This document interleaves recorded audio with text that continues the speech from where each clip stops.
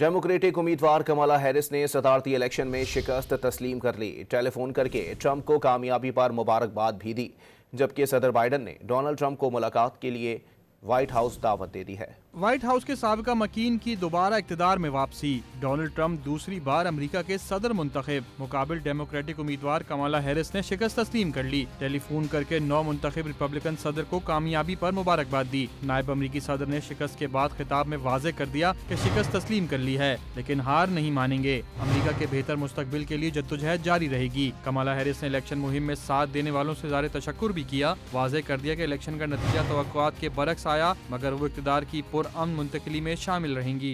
Now I know folks are feeling and experiencing a range of emotions right now. I get it. But we must accept the results of this election. Earlier today, I spoke with President-elect Trump and congratulated him on his victory.